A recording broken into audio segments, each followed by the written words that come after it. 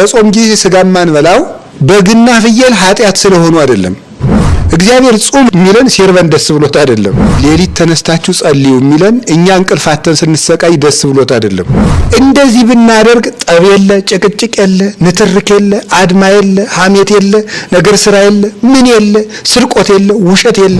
በጸሎታችን ተስፋ የምንቆርጠው ለምንድን ነው ካላችሁኝ የእግዚአብሔርን ፈቃድ ሳያውቅ ዝም ብሎ የገባ ሰው አገር አጥፊ ነው። ዘመኑን በሙሉ ሲዋለል ነው የሚኖረው። የእግዚአብሔርን ፈቃድ መጀመሪያ ሰው ማወቅ አለበት። ፈቃድ እግዚአብሔር በምን ይታወቃል ቢሉ በመምህራን።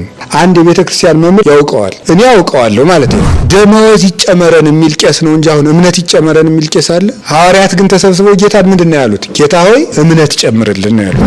በቤተ ክህነት ብትሉት በምን ብትሉት መጀመሪያ ምንድነው አሁን ብር። አሁንማ ሀብታሞች ራሱ ሳይኮሎጂያችንን ተረድተው ብራቸውን ፊት እያሳዩን ነው የሚመጡ እንደምታወቂያ።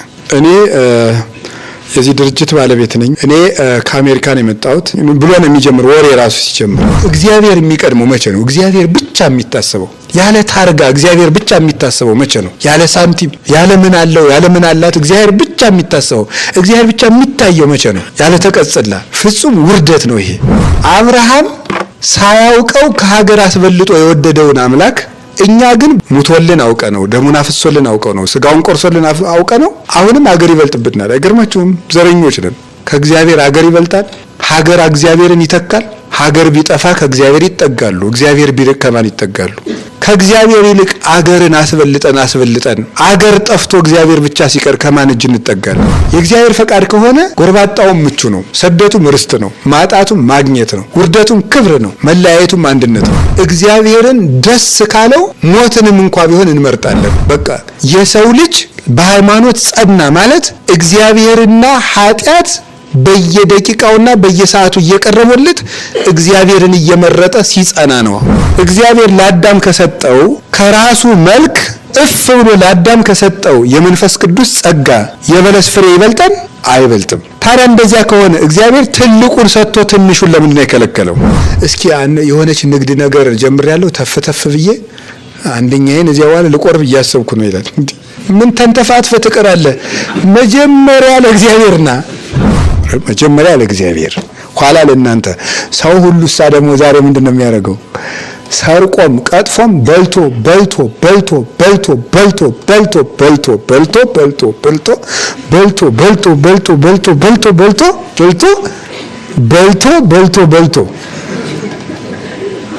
ደም ግፊት ሲይዘው ወደ እግዚአብሔር ይመጣል።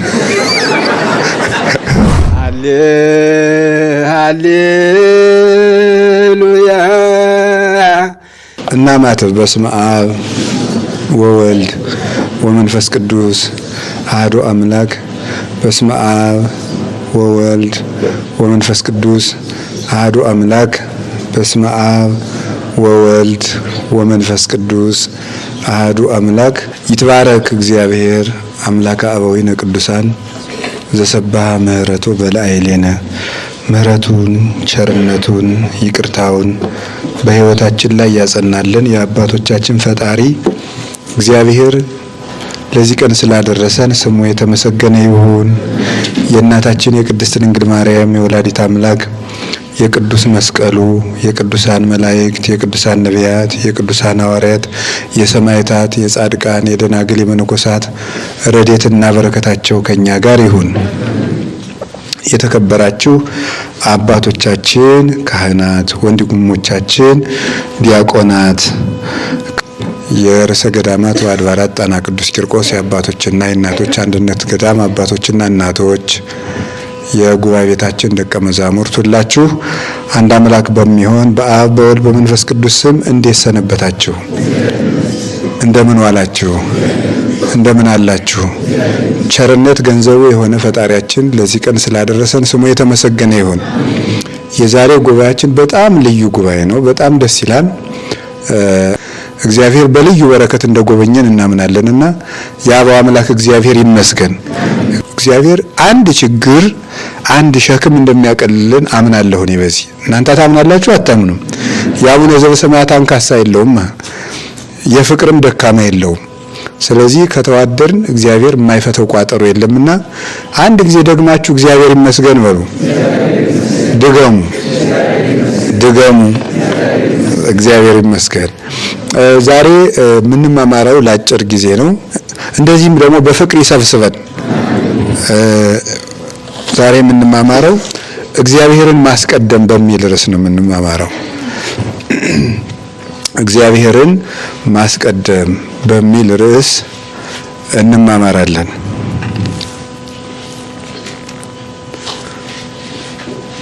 እስኪ በሉ አንድ ጊዜ ድገሙ። አንድ ጊዜ ድገሙት። አዎ፣ በጣም ጥሩ።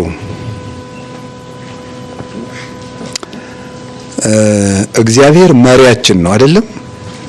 መሪ ነው ተመሪ ነው መቅደም ያለበት? መሪ ነው የሚቀድም። ፈረስ ነው ጋሪ ነው የሚቀድም? ጋሪው ቢቀድምስ ምንም ውድቀት ነው ማለት ነው። ስለዚህ መሪው ሲቀድም ይከመና። ዛሬ እግዚአብሔርን ስለማስቀደም ነው፣ ትልቅ ነገር ነው። ለመነሻ የምናደርገው የመጽሐፍ ቅዱስ ርዕስ በኦሪት ዘጸአት ምዕራፍ 13 ቁጥር 2 ያለ ኃይለ ቃል ነው። እኛ እግዚአብሔርን የምናመልክ ሰዎች እንደሚያምን ሰው በእግዚአብሔር ለመጠቀም ከሚጠበቁብን የመጀመሪያ ስራዎች እግዚአብሔርን ማስቀደም ነው። እግዚአብሔርን ማስቀደም የአንድ አማኝ የመጀመሪያውም የመጨረሻው መገለጫው ነው። ትልቁ መገለጫው አንድ ሰው እግዚአብሔርን በማስቀደሙ ነው። ሰማዕታት የተለኩት እግዚአብሔርን በማስቀደማቸው ነው። ጻድቃን የተለኩት እግዚአብሔርን በማስቀደማቸው ነው። በቤተ ክርስቲያን ቅዱስ ተብለው የተጠሩ ሁሉ ቅዱስ የተባሉት እግዚአብሔርን በማስቀደማቸው ነው። በቤተ ክርስቲያን ቅዱስ የተባሉት ሁሉ ቅዱስ ተብለው የተጠሩበት እግዚአብሔርን በማስቀደማቸው ነው። የቅድስና መለኪያዎች ሁሉ እግዚአብሔርን በማስቀደም የሚመጡ ናቸው። በእውነት እግዚአብሔር በሚያውቀው የቅድስና መለኪያዎች ሁሉ ፍቅር እግዚአብሔርን በማስቀደም የሚመጣ ነው። ትህትና እግዚአብሔርን በማስቀደም የሚመጣ ነው። ይቅርታ እግዚአብሔርን በማስቀደም የሚመጣ ነው። ንጽህና እግዚአብሔርን በማስቀደም የሚመጣ ነው። ትህርምት፣ ተጋድሎ እግዚአብሔርን በማስቀደም የሚመጣ ነው። ልግስና እግዚአብሔርን በማስቀደም የሚመጣ ነው። ቅድስና ሁሉ እግዚአብሔርን ከማስቀደም ይወለዳል። ቅድስና ሁሉ ማለት እና የበጎ ነገሮች ሁሉ እናት ናት እግዚአብሔርን ማስቀደም። የበጎ ነገሮች ሁሉ እናት፣ የትሩፋቶች ምንጭ፣ የቅድስና መነሻ ናት። ማን? እግዚአብሔርን ማስቀደም።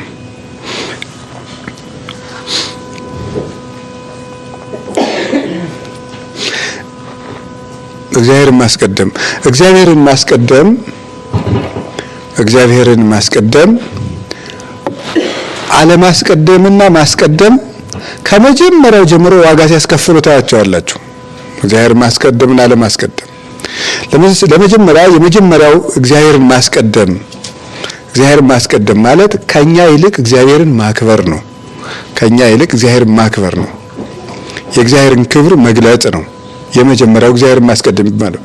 ስለዚህ የመጀመሪያው ፍጡር ዲያብሎስ የወደቀው ራሱን በማስቀደሙ ነው። እግዚአብሔርን አመስግን ቢባል ራሱን ማመስገን ጀመረ። ያጣለው። ስለዚህ በምስጋና ሁልጊዜ መቅደም ያለበት ማን ነው? እግዚአብሔር ነው። እኛ መመስገን የለብንም ጨርሶ።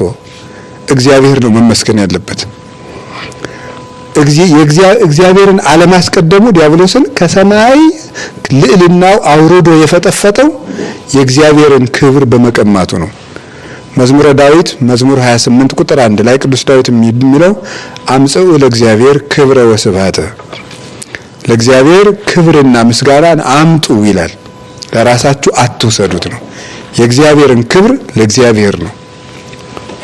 ለሰው የሰው ክብር ተሰጥቶታል። ሰማይ ሰማያት ለእግዚአብሔር ወምድረሰ ወሀበ ለእጓለ እመሕያው። እግዚአብሔር ልዕልናን ጌትነትን ለራሱ ነው ያደረገ።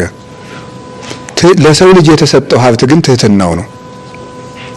እግዚአብሔር ልዕልና የራሱ ነው፣ ክብር የራሱ ነው፣ ጌትነት የራሱ ነው እና እግዚአብሔር በምድር ላይ የሚጠላው ነገር ኩራት ነው። የኃጢአቶች እናትም ኩራት ናት። እግዚአብሔር ኩራትን ይጠላል። ምክንያቱም መክበር ያለበት እግዚአብሔር ስለሆነ ማለት ነው። በመልክ መመካት የኩራት ምንጭ ነው። ዘረኝነት የኩራት ምንጭ ነው አይደል? የኔ ዘር ጥሩ ነው ማለት። ስለዚህ የኩራት ልጅ ነው ልላችሁ ነው። ትዝርት የኩራት ምንጭ ነው። አረማመድ፣ አለባበስ የኩራት ልጅ ነው። ትሁት ሰው ባለባበሱ ይታወቃል፣ ባነጋገሩ ይታወቃል፣ ይለካል። ራስን ማመስገን የእብሪት፣ የድንፋታ፣ የቁጣ ሁሉ ምንጭ ነው። ኩርፊያ ራስን የመውደድ ልጅ ነው። ኩርፊያ ራሱ ማኩረፍ፣ መበሳጨት፣ መናደድ የኩራት ልጅ ነው። እግዚአብሔርን ያከበረ ሰው ግን ምንም ቢሉት አይከፋውም። እድፋም ቢሉት አዎ ንጹሕ እግዚአብሔር ነው የሚለው። ደንቆሮ ቢሉት አዎ ጠቢብ እግዚአብሔር ነው ይላል። ታናሽ ቢሉት አዎ እግዚአብሔር ታላቅ ነው ይላል። ታላቅ እግዚአብሔር ነው። እርኩስ ቢሉት ንጹሕ እግዚአብሔር ነው ይላል።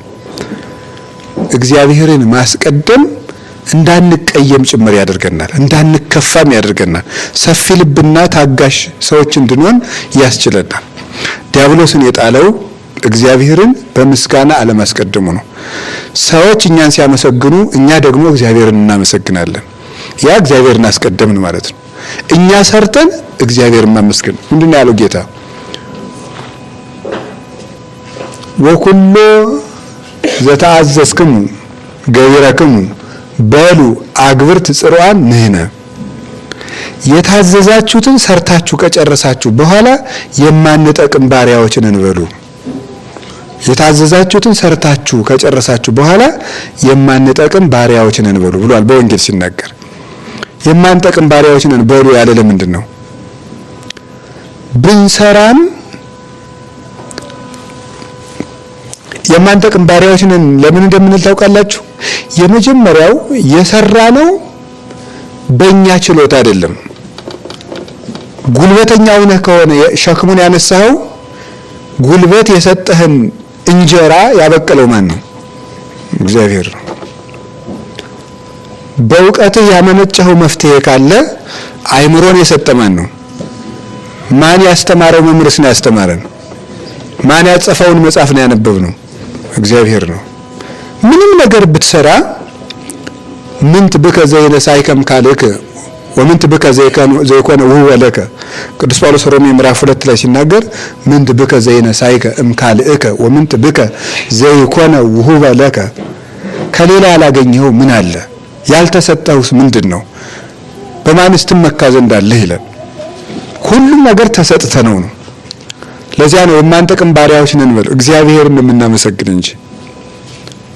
ቀጥሎስ በምናገለግለው አገልግሎት እግዚአብሔርን የምንጠቅመው ነገር የለም። እስቲ እግዚአብሔርን የጠቀመ ፍጡር አምጡ። ማን ጠቅሞት ያውቃል?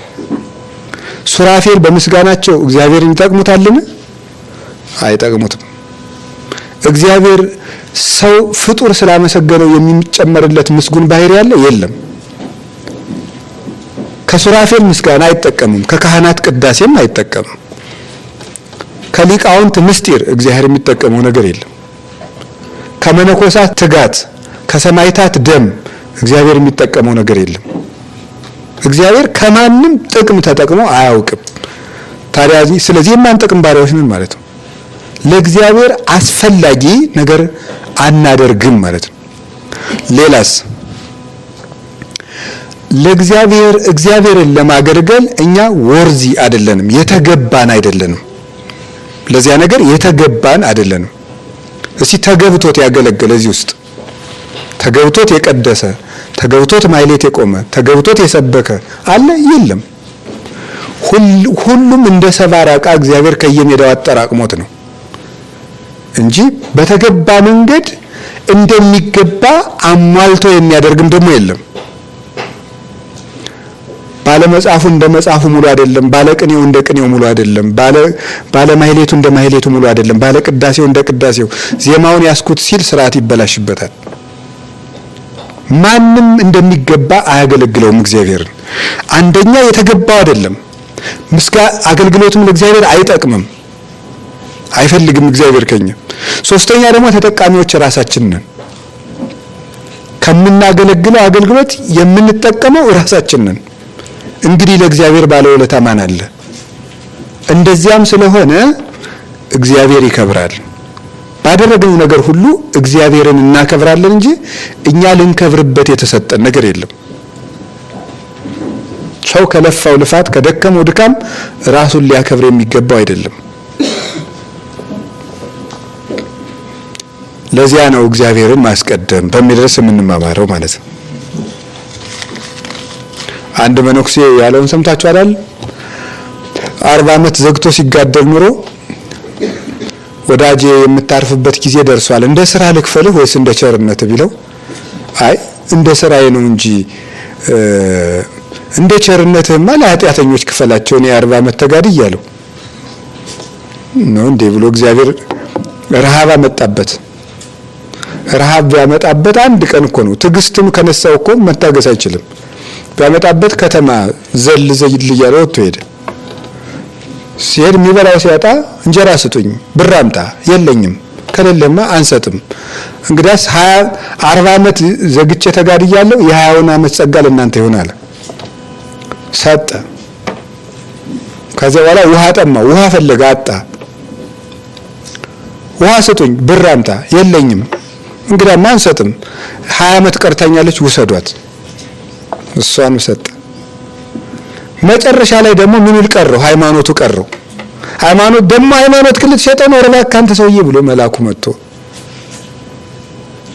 አስቀረለት፣ ከእግዚአብሔር ማስታረቀው። እንግዲህ በጎረገነት ይኖራል ብለዋል አባቶች። ግድ የለም እዚያው ደረሰስ እግዚአብሔር ያውቃል። ስለዚህ አያችሁ እንደ ቸርነትህ ቢል ምን ጨነቀው? እንደ ቸርነትህ ቢል በስራው መስሎታል። 40 ዓመት ሰው ታግሶ ባንድ እግሩ ሰው 40 ዓመት ቆሞ ቢጸልይ ያ ትዕግስት ከማን የመጣ ነው? ከእግዚአብሔር የመጣ ነው። እግዚአብሔር አስታግሶ ነው። ስለዚህ እግዚአብሔርን በጸጋው የሚያከብር ሰው የታደለ ነው። በተሰጠችው መክሊት ክብሩን እሱ ያልወሰደ ሰው ራሱ ያልወሰዳት ራሱ ያልተመጻደቀባት ሰው እሱ ትሁት ነው። በእውነት እግዚአብሔርን የሚያይ ሰው ማለት እሱ ነው። ከቃሉ ጋር ናችሁ። እግዚአብሔር ከሁላችሁ ጋር ይሁን። ሁለተኛ እግዚአብሔርን ማስቀደም ማለት ምን ማለት ነው? እግዚአብሔርን ማስቀደም ማለት ከምንፈልጋቸው ነገሮች ይልቅ እግዚአብሔርን መምረጥ ማለት ነው። ከምንፈልጋቸው ነገሮች ይልቅ እግዚአብሔርን መምረጥ፣ ይሄ ምን ይባላል? እግዚአብሔርን ማስቀደም። ምንድነው ያልኩት? እስቲ ፍጭ አቤት። ከምንፈልጋቸው ነገሮች ይልቅ ማንን መምረጥ ነው? እግዚአብሔርን መምረጥ ነው። ይሄ ኦሪት ዘፍጥረት ምዕራፍ 2 ቁጥር 17 ላይ የምታገኙት የሚገልጸው ይሄ ነው። ታሪኩ የምን ታሪክ ነው? የዕፀ በለስ ታሪክ ነው። መቼስ የፈረደባቸው አዳምና ሔዋን ሳይወቀሱ አይውልም። አልፈረደባቸውም። አሁን እንኳን ጻድቃን ናቸው እና አሁን ጻድቃን ናቸው። አሁን እኔ አዳምና ሔዋንን አልወቅስም። በህይወቴ ወቅሻቸው አላውቅም። በነገራችሁ ላይ አዳምና ሔዋንን እኔ ወቅሼ ሰብኬ አላውቅም። ሰው ብዬ ነው የማወቅሰው እንጂ። አሁን እግዚአብሔር ያሳያችሁ፣ ክርስቶስ ያመልክታችሁ። እግዚአብሔር ለአዳምና ለሔዋን ስንት ነገር ነው የሰጣቸው? ስንት ነገር ነው የሰጣቸው ሲሚነግረኝ ሁሉን ነው እንጂ የሰጣቸው። የሰማይ አዕዋፍ የምድር እንስሳትን ሁሉ ምን ናቸው? ግዙ ነው ያላቸው። የሰማይ አዕዋፍን ዋኮነን ኮዲ በኩሉ ዘስጋ አይደል ያለ ሁሉ ስጋዊ ደግሞ ነገር እንዲገዛ ለሰው ልጅ ሰጠው። የሰማይ አዕዋፍ የምድር አራዊት እሱን ሁሉ ሰጠና ኮንንዋ ለምድር ምድርን ግዟት ብሎ ስልጣን ሰጣቸው። ከዛስ ደግሞ ምን ሰጣቸው? ምን ሰጠ? አርአያውንና መልኩን ሰጠ። ከዛስ ምን ጻነ? በሕያውነት አሰለጠነው። የሰው ልጅ መልኩን ሰጠው። ዘፍጥረት ምዕራፍ 1 ቁጥር 26 ላይ የሕይወት እስትንፋስን ህፍ ብሎ በሰው ልጅ ላይ ሕይወትን አሳደረና ሕያውነትን፣ ሀብትን፣ ጸጋ፣ ልጅነትን ሰጠው። በገነት አኖረው፣ ብርሃንን አለበሰው። ከዚያ በኋላ አንድ እንጨት ብቻ ከለከለው። እግዚአብሔር ለአዳም ከሰጠው እንጨት ሁሉ አንድ እንጨት ይበልጣል ወይ? አይበልጥም።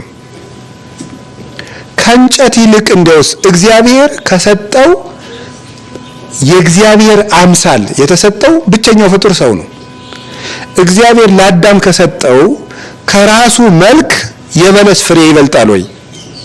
አይበልጥም።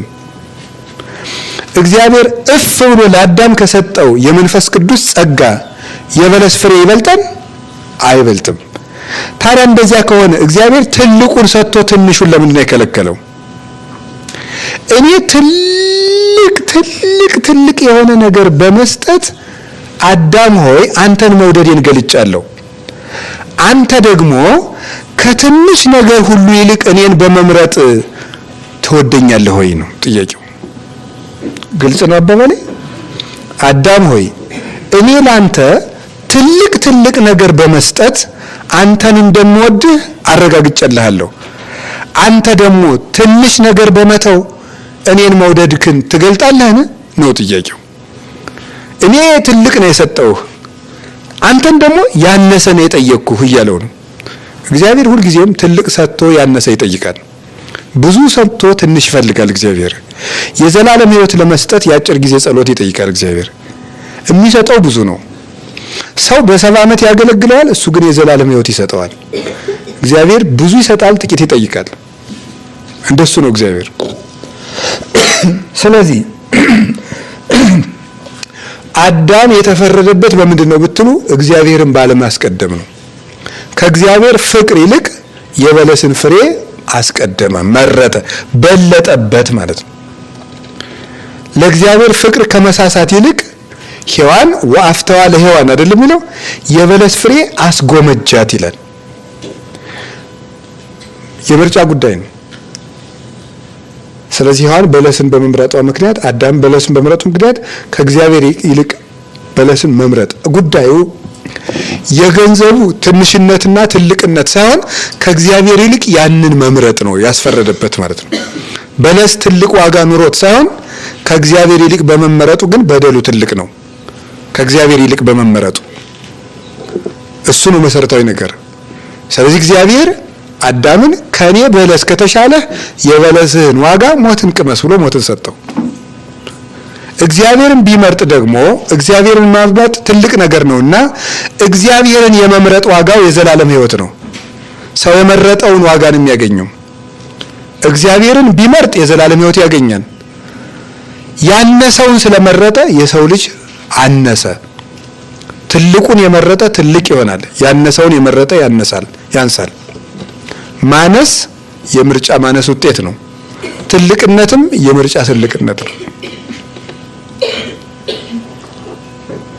ትልቁን መምረጥ እንዴት ያለ መልካም ነገር ነው።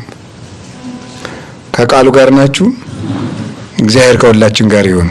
እግዚአብሔርን ማስቀደም ማለት እሱ ነው። እግዚአብሔር አሁን ሌሊት ተነስታችሁ ጸልዩ የሚለን እኛ እንቅልፋተን ስንሰቃይ ደስ ብሎት አይደለም። ከእንቅልፍ ይልቅ እኔን ትመርጠኛለህ ወይ ነው ጥያቄው። ከእንቅልፍ ጣዕምና ከኔ ማንን ነው የምትመርጥ ነው። በምንወዳቸው ነገሮች እግዚአብሔር እኛን ይፈትነናል። ከኔ ይልቅ ማንን ትመርጣለህ ነው። እግዚአብሔር ጾም የሚለው ሲርበን ደስ ብሎት አይደለም። ከምግብ ይልቅ እኔን ትመርጠኛለህ ወይ ነው። ምርጫችንን ለመፈተን ነው። እሱን ለማየት ነው፣ ሌላ አይደለም። ከቃሉ ጋር ናችሁ? እግዚአብሔርን ማስቀደም በአብርሃምን ደግሞ ፈተነው አይደለም? እግዚአብሔር አብርሃምን በሶስት ፈተና ነው የፈተነው። እንደምታውቁት አብርሃምን የመጀመሪያው ከሀገርህና ከዘመዶች ተለይተህ ምን በል ነው ውጣ። ይሄ ማለት ነው ከሀገርህ ይልቅ እኔን ትወደኛለህ ወይ ማለት ነው ጥያቄው። ከሀገርህ እኔን ትመርጣለህ ማለት ነው እግዚአብሔርን ማስቀደም። አሁን ዛሬ እግዚአብሔር ያሳያችሁ፣ ክርስቶስ ያመልክታችሁ። አብርሃም ሳያውቀው ከሀገር አስበልጦ የወደደውን አምላክ እኛ ግን በቁርባን አውቀነው እንኳን ሀገራችን እየበለጠብን ነው። ሙቶልን አውቀነው፣ ደሙን አፍሶልን አውቀነው፣ ስጋውን ቆርሶልን አውቀነው አሁንም ሀገር ይበልጥብናል። አይገርማችሁም? ዘረኞች ነን። ከእግዚአብሔር ሀገር ይበልጣል? በፍጹም ነውር ነው። ሀገር እግዚአብሔርን ይተካል? ይሰጣል? ሀገር ቢጠፋ ከእግዚአብሔር ይጠጋሉ፣ እግዚአብሔር ቢርቅ ከማን ይጠጋሉ? መጠጊያችን እግዚአብሔር ነው። ሰፊ እጅ አለው። አንተ እግዚኦ አቅደምከ ሳርሮታ ለምድር ወግብረ ደዌ ከማንቱ ሰማያት ማንቱስ ሰይታጎላ ወአንተሰ ትሄሉ። አንተ ቀጥንት ምድርን መሰረት፣ ሰማያትም የእጅ ስራዎች ናቸው። እነሱ ያልፋሉ፣ አንተ ግን ትኖራለህ፣ መንግስትህም ከቶ አያልፍም ብሏል ቅዱስ ዳዊት። ከእግዚአብሔር ይልቅ አገርን አስበልጠን አገር ጠፍቶ እግዚአብሔር ብቻ ሲቀር ከማን እጅ እንጠጋለን? አገር ጠፍቶ እግዚአብሔርና እኛ ተፋጠን ፊት ለፊት እንቆማለን። አገር አያዋጣም፣ የሚያወጣ እግዚአብሔር ነው። አብርሃም ከሀገሩ ይልቅ እግዚአብሔርን አስቀደመ። እግዚአብሔር ደግሞ ከሰማይ ይልቅ አብርሃምን አስቀድሞ መጣ አብርሃምን ፍለጋ። አብርሃም ከሀገሩ ይልቅ እግዚአብሔር በልጦበት አገሩን ጥሎ እንደወጣ እግዚአብሔር ከሰማይ ዙፋኑ ይልቅ አብርሃም በልጦበት ሀዲጎ ተሳወተ ሳተ ነገደ ቆመ ማእከለ ባሕር በ99 ነገደ መላእክት የሚታጀብ ጌታ ርቃኑን ለአብርሃም ሲል በውሃ መካከል ቆመለት። አብርሃም እንደመረጠው እግዚአብሔርም አብርሃምን መርጦ መጣ ፈልጎ። ከመላእክት ልልና ይልቅ የሰው ልጅን ውድቀት ስቦት እግዚአብሔር ወደዚህ ምድር መጣ። የአብርሃም ምርጫው ይሄ ነው። ከዘመድ እግዚአብሔር፣ ከሀገር እግዚአብሔር ነው። መነኮሳት እኮ ዘመድን ጥለው የሚመንኑት ዘመድ ኃጢአት ስለሆነ አይደለም። ከዘመድ ይልቅ የማን ፍቅር ይበልጥብኛል ነው ነገሩ። የእግዚአብሔር ፍቅር ይበልጥብኛል። ከሀገር ይልቅ የእግዚአብሔር ፍቅር ይበልጥብኛል። እግዚአብሔር አብርሃምን ሌላኛ ፈተና ፈትኖታል። ኦሪት ዘጸአት ምዕራፍ 17 ከቁጥር 1 ጀምሮ እንደምናነበው አብርሃም ሆይ አለው። እንዴት ያለ ፈተና ነው! አሁን አብርሃም ሆይ አብርሃምን 3 ለሁላችን የሚቀሩ ፈተናዎችን እግዚአብሔር ምርጫ አቅርቦለታል። አንደኛው አብርሃም ሆይ ተገዘርልኝ የሚለው ፈተና ነው። ይሄ ማለት ካንተ ይልቅ እኔን ተወደኛለህ ሆይ፣ ይሄ ነው። ካንተ ይልቅ እኔን ተወደኛለህ። አሁን ቅድም ከሀገር ነበር፣ አሁን ደግሞ ከራስህ ሁሉ ደግሞ ይልቅ እኔን ተወደኛለህ ሆይ ነው። ቁሰልልኝ ነው።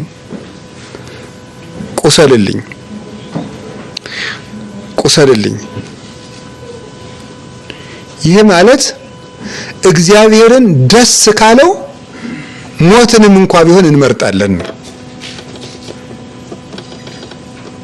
ወይም ያለ እግዚአብሔር ከመኖር ከእግዚአብሔር ጋር መሞትን መምረጥ ማለት ነው። እሱ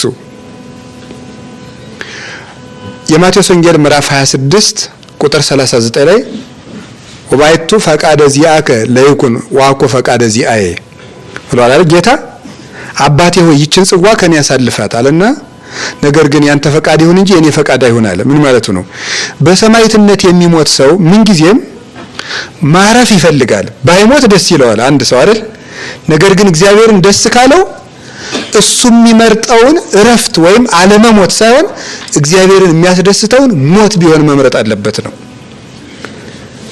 እግዚአብሔርን ከማያስደስት ኑሮ እግዚአብሔርን የሚያስደስትን ሞት መምረጥ ይሻላል ነው ጌታ ማለት የፈለገው እሱ ነው እንጂ የሱ ፈቃድ ከአብ ፈቃድ ልዩ ሆኖ እሱን አይደለም መናገር የፈለገው። ሰው ከሚወደው እረፍት እግዚአብሔርን የሚያስደስት ሞት ይሻላል ነው። ያንን ነው አብርሃም ሆይ ቁሰልልኝ አለው። ከራስህ ይልቅ ማቴዎስ ወንጌል ምዕራፍ 22 ከቁጥር 37 እስከ 38 ያለው ይሄ ነው። አፍቅሮ ለእግዚአብሔር አምላከከ በኩሉ ልብከ ወኩሉ ነፍስከ ወኩሉ ኃይልከ የሚለው እግዚአብሔር በፍጹም ልብ በፍጹም ስጋ ውደደው ማለት ከራስ በላይ ውደደው ማለት ነው። ከራስ በላይ ውደደው። ጌታም ሲናገር የማቴዎስ ወንጌል ምዕራፍ 10 ላይ ሲናገር የኔ ሊሆን የሚወድ ሰው ካለ ራሱን ይካድ ብሏል። ራሱን ይካድ የሞቱን መስቀልም ተሸክሞ ይከተለኝ። በዚህ ዓለም ላይ ከባዱ ይልቅ ከራስ ፍላጎት እግዚአብሔርን መምረጥ ነው። በጣም በጣም በጣም በጣም በጣም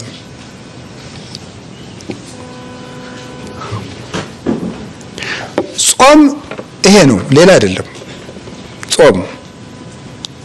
ጾም ቅድም እንዳልኳችሁ ነው። ስጋ የማንበላው ስጋ በጾም ጊዜ ስጋ የማንበላው በግና ፍየል ኃጢአት ስለሆኑ አይደለም። ስጋ በጣም ስጋ ስለሚወድ ከምትወደው ወጥ ይልቅ እግዚአብሔርን ተወደዋለህ ወይ ነው። ምንም ነገር አይደለም፣ ሌላ እንደሱ ነው ነገሩ። የምንወደውን ነገር በመተው እግዚአብሔርን መውደዳችንን ለመግለጥ ነው እንጂ ፍየልና በግና ከብትና ዶሮ ኃጢአቱ ነው አይደለም የሚተውት። እግዚአብሔርን ከምንወደው ምግብ በላይ እንመርጠዋለን ወይ? ያን ነው የተፈለገው። ከቃሉ ጋር ናችሁ? ይሁዳ ከብር ይልቅ እግዚአብሔርን መውደድ አቃተው። ከ30 ብር ይልቅ መምህሩን መውደድ አቃተው። ተው ማለት ነው። አደገኛ ነው። ምርጫ ነው ማለት ይችን የመምረጥ ጉዳይ ነው አይምሯችን። እግዚአብሔርን ማስቀደም ማለት ከራሳችን ይልቅ እግዚአብሔር መቅደም አለበት። አሁን ብታዩት ነገሩ ኃጢአት እየዘረዘርኩ ኃጢአት እንዳላስተዋውቃችሁ ብዬ ነው እንጂ ጉዳዩ ምንድነው? ችግራችሁ ይሄ ስብከት ራሱ በችግሩ ጊዜ ትዝ አለ ማለቱ ነው። የችግሩ ችግር ነው። ይሄ ስብከት ራሱ የዛ ጊዜ ትዝ አይለንም ማለት ነው።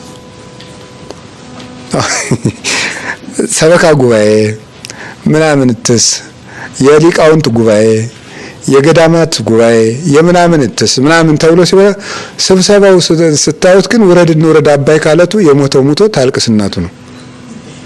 ፎከራ ነው ማለት ነው። ለምንድን ነው እንደዚያ የሚሆነው? ሁሉም ከእግዚአብሔር ይልቅ ማንን ስለሚያስቀድም ነው? ራሱን ነው። እንደው እግዚአብሔርን ማን ትዝ ይለዋል? ጨርሶም ትዝ አይለው። ደግሞ ማፈሪያዎች እኮ ነን። እግዚአብሔር በመካከላችን ይገኝልን ማለት እንዴ! ፖለቲካ እኮ ነው የሚመስልናት። ኖር አይደለም እንዴ? እግዚአብሔር በመካከላችን እግዚአብሔር በመካከላችን ካለ እንደዚህ ይባላል እንዴ? ኖር አይደለም? እግዚአብሔር በመካከላችን ካለ እንደዚህ ይባላል? እንኳን እግዚአብሔር እያለ ትልቅ ሰው እያለ እንደዚያ ተብሎ ይወጋል? ኖር አይደለም? ሽማግሌ እንኳን ይቆጣኛል ይባላል እንኳን እግዚአብሔር። ትልቅ ሰው እኮ ራሱ እነገሌ እያሉ አንተ አታፍርም ይባላል ራሱ። እንኳን እግዚአብሔር እያለ እግዚአብሔር ሆይ በመካከላችን ተገኝ ተብሎ አባታችን ሆይ ተብሎ ሲያበቃ ከመንጻደቅ እኮ ነው መቅሰፍቶም ነው። ልጅ እያለን ምን የመሰለ ቤት እንሰራ ነበር። የድንጋይ እንሰራና ከብቶች በዚህ ነው የሚገቡ ይባላል። ይሄ ደግሞ ያጎቴ መኝታ ነው። ይሄ ደግሞ ምናምንና ማታ ጨዋታ ፈረሰ አባይ ደፈረሰ ብለን አፈራርሰን ቤታችን እንደሱ ነው በቃ ስንሰራው ለን ስትፈጭ ውላ አቦካች ባተላ ማለት እሱ ነው። ጤፉን ፈጭታ ለፍታ ባተላ አቦክታው ቁጭ እንደሱ ነው። ርዕሳችን ምንድነው? ንገሩ እንጂ ምን አላችሁ? እግዚአብሔርን ማስቀደም ነው። የትኛውም ቦታ ላይ እግዚአብሔር ከኛ ይልቅ ማን ይቅደም ነው? አቤት! ከሀገራችን ይልቅ ማን ይቀድማል? ከኛ ይልቅ ማን ይቀድማል? እግዚአብሔር ይቀድማል። ከዚያ ደግሞ አብርሃምን እግዚአብሔር በምንድን ነው የፈታው? ልጅህን እረድልኝ አለው። አሁን ደግሞ ከልጅ ይልቅ ማን መቅደም አለበት ነው? እግዚአብሔር ይቀድማል ነው። ከቤተሰብ ይልቅ ከዝምድና ሀገር አመጣን፣ ራሳችንን አመጣን። ከዝምድና ይልቅ አብርሃምን እግዚአብሔር በምርጫው ፍቅሩን እንዲገልጥ ፈልጎ ነው እንጂ እግዚአብሔር የአብርሃምን ልጅ ደም ይፈልጋል? እግዚአብሔር የአብርሃምን ስደት ያተርፍበታል? እግዚአብሔር የአብርሃም ደም በግዝራት ሲፈስ ምን ያደርግለታል? እግዚአብሔር አብርሃም ካለው ነገር ሁሉ በላይ እግዚአብሔርን መምረጡን የመግለጫ እድል ነው ይሄ። በኦርቶዶክሳዊ ተዋህዶ ቤተክርስቲያን አስተምሮ ሊቃውንት እንደሚገልጹት መከራ ለክርስቲያኖች የሚቀርብላቸው ከሁሉም ነገር ሁሉ በላይ እግዚአብሔርን መምረጫ እድል እየተፈጠረላቸው ነው ይባላል። መምረጫ እድል ሜዳ ባይኖር ሩጫ የለም፣ ሩጫ ከሌለ መቅደም የለም፣ ካልቀደሙ ደግሞ ሽልማት የለም። ያለ ትግል ድል፣ ያለ ድል አክሊል የለም እንደሚባለው ማለት ነው። ስለዚህ እግዚአብሔር ለእያንዳንዳችን እንደ መጠናችን ፈተና እንዲዘጋጅ ዝም የሚለን እሱን መምረጣችንን የምንመሰክርበት እድል እየሰጠን ነው። እግዚአብሔርን እንደምንወደው ልናሳየው ነው። ቅዱስ ጴጥሮስ የጸሎተ ሐሙስ ዕለት ማታ ጌታ የፈተነው ከብርዱ ይልቅ ማንን መምረጥ ነው? ከዚያች እግዚአብሔር እንዲመር ነው። ከዚያች የሰዓት ሙቀት ይልቅ እስመ ብዙ ቁራ ለኢቲ ሌሊት፣ በጣም ከባድ ብርድ ያለበት ሰዓት ነው። እሳት ነደደችለት እዶ ሞቅ ሞቅ እያለ ኢየሱስን ታውቀዋለህ ተብሏል። እኔ አላውቀውም። እሳቱ አበለጠችበት ማለት ነው። ጌታ የፈለገው ከዚያች ከምትጣፍጥ የብርድ እሳት ይልቅ ጴጥሮስ ሆይ ኢየሱስ ክርስቶስን ትመርጣለህ ሆይ። ልክ እንደ ቅዱስ ጴጥሮስ የብርድ እሳት ብዙ የሚጣፍጡ ነገሮች ይቀርቡልናል በየጊዜው። ከነዚያ ይልቅ ክርስቶስን የመምረጥ እድል ነው፣ የመምረጥ ችሎታ ነው። ክርስትና ሃይማኖት ማለት እንደሱ ነው። እሱን መምረጥ መቻል። እግዚአብሔር የሚመርጥ ልብ ይስጠን፣ የሚመርጥ ልብ ይስጠን። ርዕሳችን ምንድነው? እግዚአብሔርን ማስቀደም ነው። ቅዱስ ጳውሎስ አንደኛ ቆሮንቶስ ምዕራፍ 15 ላይ ለምን በየቀኑ ሞታለሁ ብሎ ተናግሯል። ምን አልኳችሁ? ክርስቶስ ካልተነሳማ እኔ በየቀኑ ለምን ሞታለሁ ይላል። እስኪ አንድ ጥያቄ ጠይቃችሁ፣ ቅዱስ ጳውሎስ በየቀኑ ሞቶ ያውቃል? አልሞተም። በየቀኑ ክርስቶስና ኃጢአት ለምርጫ ይቀርባሉ ማለቱ ነው። ስለዚህ በየቀኑ ማንን ይመርጣል ማለት ነው? ቅዱስ ጳውሎስ ክርስቶስን እየመረጠ ይኖራል ማለት ነው። በቃ የሰው ልጅ በሃይማኖት ጸና ማለት እግዚአብሔርና ኃጢአት በየደቂቃውና በየሰዓቱ እየቀረቡለት እግዚአብሔርን እየመረጠ ሲጸና ነው አመነ የሚባለው ማለት ነው። እግዚአብሔርና ገንዘብ፣ እግዚአብሔርና ሹመት፣ እግዚአብሔርና ደስታ ለምርጫ ይቀርባሉ። እግዚአብሔርን የመረጠው ሰው በሃይማኖት ጸና ይባላል። እንደሱ ነው። ርዕሳችን ምን ሆነ? እግዚአብሔርን ማስቀደም። ኦሪት ዘጸአት ምዕራፍ 13 ላይ ምን የሚል ቃል አለ? በኩሩን ሁሉ ለኔ ለይልኝ አለው እግዚአብሔር። ኦሪት ዘጸአት ምዕራፍ 13 ቁጥር 2 ላይ የበኩሩን ከእስራኤል የተወለደው ወኩሉ ተባይት ዘይፈት ማይጸነሙ እምሰብ እስከ እንስሳ፣ ከሰው እስከ እንስሳ ድረስ የእናቱን ማህፀን መጀመሪያ የሚፈታው በኩር ሁሉ ለኔ ሊሆን ይገባል አለ እግዚአብሔር። ለኔ ሊሆን ይገባል። መጀመሪያ የተወለደውን ከብትም ሰውም ለኔ ስጡኝ አለ እግዚአብሔር። ለኔ ስጡኝ ምን ማለቱ ነው መሰላችሁ? እዚህ ውስጥ እግዚአብሔር ያስተምራቸው የፈለገው ምንድነው? የመጀመሪያ ልጃችሁን ለኔ ስጡኝ ማለት በየትኛውም ሁኔታ ትልቁን ነገር መጀመሪያ ለማን ስጡኝ ነው? ለኔ ስጡኝ ነው።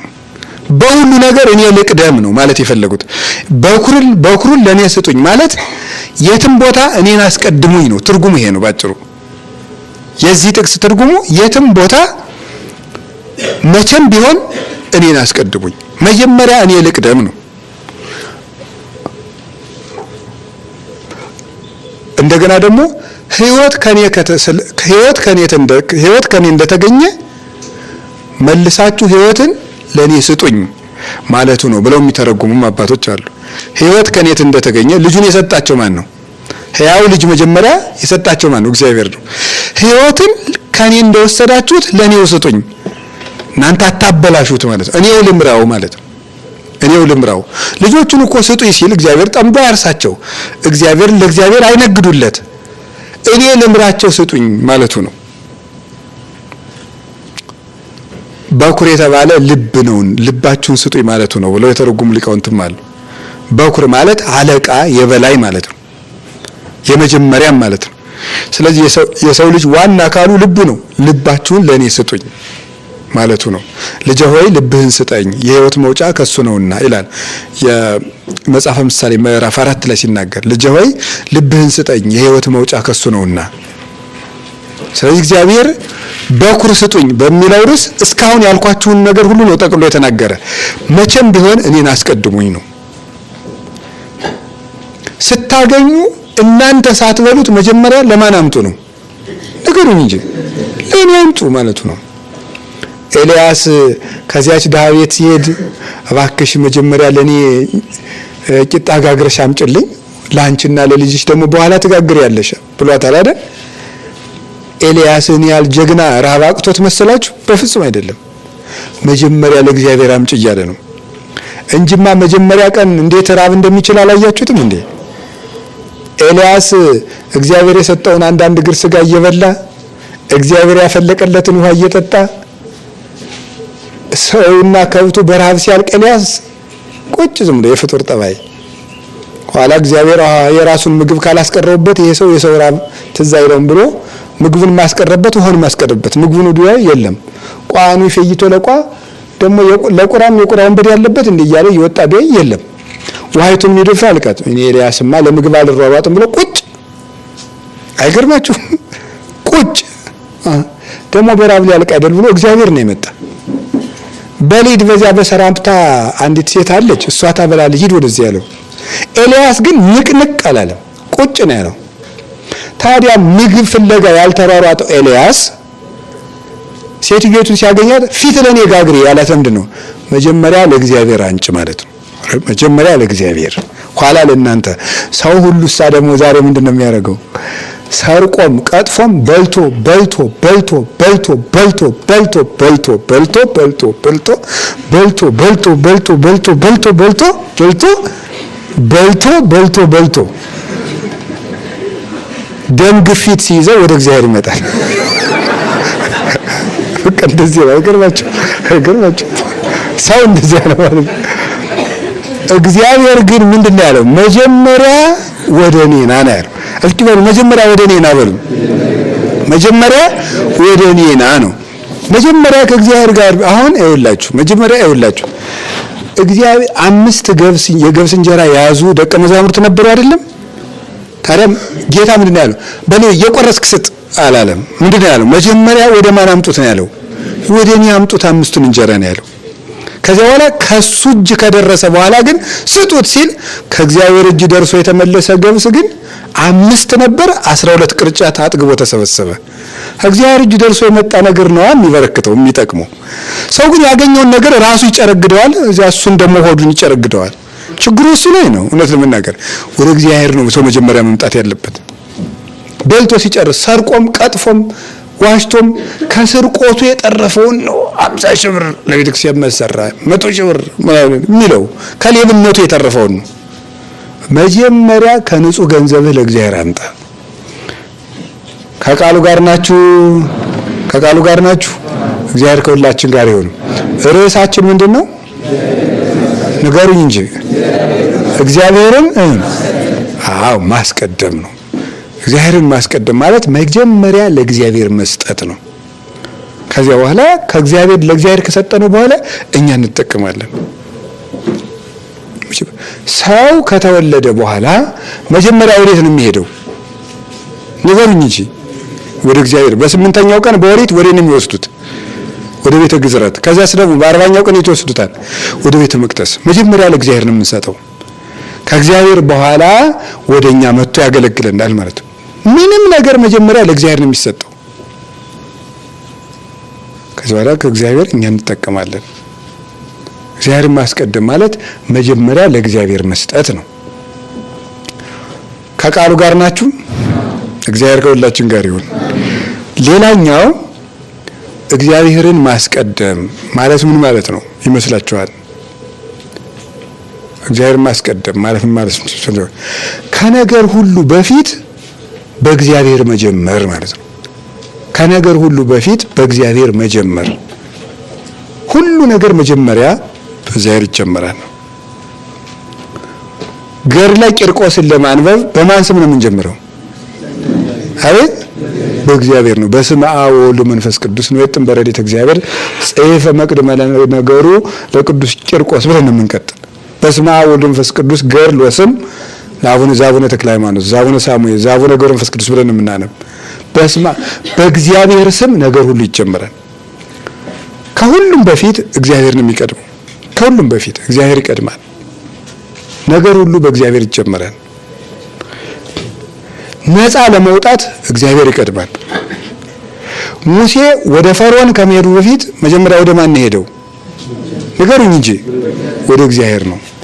መጀመሪያ ከእግዚአብሔር ጋር ተገናኝቶ ነው ወደ ፈርዖን የሚኬደው። ከፈርዖን ሂደህ ሲያቅተው ወደ እግዚአብሔር አይደለም የሚኬደው። ሰው የሰይጣንን ሞክሮ ሲያቅተው ነው ወደ መንፈስ ቅዱስ የሚመጣ። ከእግዚአብሔር ጋር ሁን። እግዚአብሔርን ለብሰህ ግን ወደ ፈርዖን ትሄዳለህ። እግዚአብሔር መጀመሪያ ይቀድማል። በነገር ሁሉ በፊት ነገር ሁሉ በእግዚአብሔር ይጀመራል። ቀን በማን ይጀመራል? በእግዚአብሔር በል ውስጥ ንገሩኝ እንጂ። ስለዚህ ከምንም ስራ በፊት ማለዳ ሳትነካካ ጸልይ ማለት ማን ይቅደም ማለት ነው ትርጉሙ? እግዚአብሔር ይቅደም። ጸሎት ሳትጸልይ ስራ ትጀምር ማለት ከስራ በፊት እግዚአብሔርን አስቀድም ነው። ስራው ከቀደመሳ ምን ይሆናል? ይከስራል ነው። የማታ ጸሎት ጸልይ ማለት ከሌሊቱ በፊት ማን ይቅደም ነው? እግዚአብሔር። ሌሊቱን በማን ጀምረው ማለት ነው? በእግዚአብሔር ጀምረው ማለት ነው። በተክሊልና በቁርባን አግባ ማለት ከጋብቻው በፊት ማን ይቅደም ማለት ነው? እግዚአብሔር ይቅደም ማለት ነው። እግዚአብሔር ይቅደም ነው። ባልና ሚስት እንግዲህ ተመልከቱ አይደል? ተክሊል እንደተፈጸመላቸው 40 ቀን እንዲጾሙ ይታዘዛሉ። 40 ቀን ተክሊል ፈጽመው ስጋው ደግሞ ተቀብለው ሚስቲቱም ከእናቷ ቤት ባልየውም ከአባቱ ቤት ሄደው 40 ቀን ይታቀባሉ። ማን ይቅደም ተብሎ ነው? 40ውን ቀን አፍርሰው ግን አብረው መሆን ቢጀምሩ ምን ይሆናል? ትዳሩ ይበላሻል፣ ይጣላሉ፣ የጭቅጭቅ ቤት ይሆናል። እግዚአብሔር አልቀደምምና አልገባበትምና። ያለ ቁርባን አትጋቡ ማለት እግዚአብሔር መጀመሪያ ይምጣ ነው። እሱ ነው የተፈለገው እኮ። እግዚአብሔር መጀመሪያ ይቀድማል። አባቶቻችን ትምህርት እንኳን መንፈሳዊ ትምህርት እንኳን እንደተማሩ ወዲያው አይሰብኩም። መጀመሪያ ከማን ጋር ይገናኛሉ? እግዚአብሔር። አሁን እኮ እንደዚህ ስብከቱም ራሱ አልሰራ ያለ እንደዚህ ሆኖ ነው መሰል። ዮሐንስ መጥምቅ 30 ዓመት ከእግዚአብሔር ጋር ኑሮ ነው 6 ወር ከህዝቡ ጋር የኖረ። እኛ ግን 6 ወር ከእግዚአብሔር ጋር ሳንኖር 30 ዓመት እንሰብካለን። ተመስገን ነው። እግዚአብሔር ጋር ብዙ ኑሮ ከሰው ጋር ጥቂት የኖረ ሰው ፍሬ ያፈራል። ከእግዚአብሔር ጋር ምንም ሳይኖር ብዙ ዓመት በአገልግሎት ከሚጠመር ሰው ይልቅ እንደሱ ነው። እግዚአብሔርን ሳይዙ ስለ እግዚአብሔር መናገር አይቻልም፣ ነውር ነው። ቄርሎስም እንደዛው፣ ሌሎችም እንደዚያው። እግዚአብሔር ከነገር ሁሉ ይቀድማል። እስኪ በሉ ሁላችሁም አቤት። ለምሳሌ አሁን መነኩሴ ወደ ገዳም የሚገባው ከማን ጋር ለመዋሃድ ነው? አቤት። ከዚያ በፊት ግን ምን ማድረግ አለበት? ፈቃድ እግዚአብሔር መጠየቅ አለበት። የእግዚአብሔርን ፈቃድ ሳያውቅ ሰው ወደ ገዳም መምጣት የለበትም።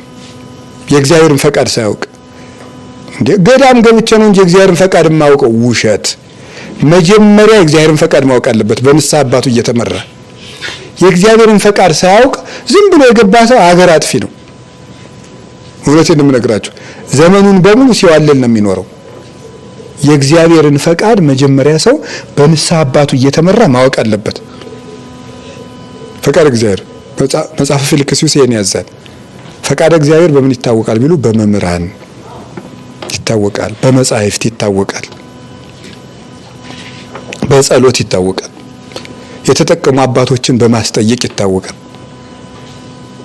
ያውቁታል። አሁን እኮ አንድ የቤተ ክርስቲያን መምህር ልመንኩስ ወይስ ላግባ ብትሉት ያውቀዋል። እኔ ያውቀዋለሁ ማለቴ ነው። ቀጭን ማሁን እኮ ስለ ራሱ እያወራ ነው ከምትሉ ውስጡን ለምን አልነግራችሁም? መሰቃየት ጊዜያችሁ መባከን የለበትም። እኔው ብነግራችሁ ይሻላል ማለት ነው። ስለዚህ ይታወቃል። ማን ነው የሚያሳውቀው? መጻሕፍት ማለት ናቸው። መጻሕፍት ያሳውቃሉ። ማን መነኩሴ ይሆናል አይሆንም የሚለውን አዳምጦ አንድ መምህር አንተ አትመንኩስ ማለት ይችላል። መጻሕፍት ያሳውቃሉ። አንተ አግባ ይለውታል ማለት ነው። አለው የራሱ የሆነ መለኪያ ማለት ነው። መምህር ስትሆኑ ታውቁታላችሁ እናንተ። ግን ባለፈው ነግሬያችኋለሁ፣ ረስታችሁት ነው እንጂ አንድ ሰው መነኩሴ መሆኑን አለመሆኑን ራሱ የሚያውቅበት መጻሕፍት የነገሩን ነገር አለ። ስለዚህ መጀመሪያ ግን ዋናው ነገር የፈለግኩት እግዚአብሔር ይፍቀድ ነው። እስቲ እግዚአብሔር ይፍቀድ በሉ። እግዚአብሔርን ምን ማለት ነው? ርዕሳችን ንገሩኝ እንጂ ማስቀደም። እግዚአብሔርን ማስቀደም ማለት ከነገር ሁሉ በፊት እግዚአብሔር መቅደም አለበት ነው። ከነገር ሁሉ በፊት እግዚአብሔር መቅደም አለ። ለምሳሌ እንዲህ ያለው ሁለት ጀማሪ መነኮሳት ሲጸልዩ ሰይጣን ምን አላቸው? በቃ የበቃ አስመስሎ ነው እንዴ እስኪ በቃ እናንተ ወደ ሌላ ምስጢር ላሸጋግራችሁ ነው ብሎ ዟቸው ሲሄድ ከባታቸው አውጥቷቸው ሲሄድ ምን አደረገ መሰላችሁ? በደመና የሚጭናቸው ነው የመሰላቸው። በቅተው ሚካኤል ገብርኤል መስሎ ማለት የሚጭናቸው መስሎ ነው። አንዱ ዝም ብሎ ተመስገን ውሃ የኛ ጸሎት እንኳን ለደመና ለሌላ ያበቃል ብሎ በውስጡ ሄዶ ደመናው ላይ ደመና እኮ የለም ውሸቱን ነው ደመና ያስመሰለው። ሄዶ ዱብ ሲል ፍርጥ ሄዶ ደመናው ላይ እግሩን እርፍ። ያኛውሳ በስመ አብ ወወልድ ወመንፈስ ቅዱስ ሲል ደመና የለም። እግሩን ከማንሳቱ በፊት ማንን አስቀደመ? እግዚአብሔርን አስቀደመ ማለት ነው። ምታቱም ብን ብሎ ጠፋ ማለት ነው። እግር ከእግዚአብሔር ከቀደመ ግን ይሰበራል ነው። ከእግር ይልቅ እግዚአብሔር ይቅደም ነው። ከእግር በፊት እግዚአብሔር መቅደም አለበት። ከመሄዳችን በፊት እግዚአብሔር ይቅደም። ከመግባታችን በፊት እግዚአብሔር ይቅደም። ከመውጣታችን በፊት እግዚአብሔርን ማስቀደም አለብን። በሁሉም ሁኔታ ውስጥ እግዚአብሔር መፍቀድ አለበት። ያለ እግዚአብሔር ጌታ ለዚህ ነው ወዘእንበሌሰ አልቦ ዘትክሉ ገቢረ ወኢምንተኒ ከኔ ያለኔ ምንም መስራት የምትችሉት ነገር የለም፣ ምንም ልታደርጉ አትችሉም ብለናል ዮሐንስ ወንጌል ምዕራፍ 15 ላይ። ቅርንጫፍ በግንዱ ካልኖረ በቀር ማፍራት እንደማይቻለው እናንተም በእኔ ካልሆነ በቀር ያለኔ ምንም ልታደርጉ አይቻላችሁም ብሎ እንደነገረን ያለ እግዚአብሔር ምንም መስራት አይቻልም። እግዚአብሔርን ማስቀደም እንዴት ጥሩ መሰላችሁ። ከቃሉ ጋር ናችሁ? ከቃሉ ጋር ናችሁ? እግዚአብሔር ከሁላችን ጋር ይሁን።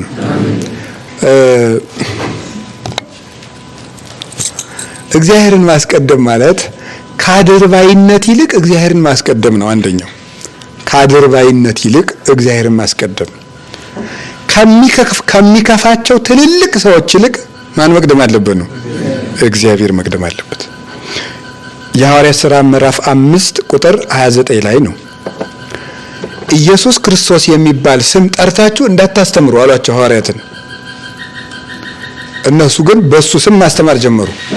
እንዲህ ያለ ስም አትጥሩ አላልናችሁም ምን ሲሏቸው ምንድን ያሉ?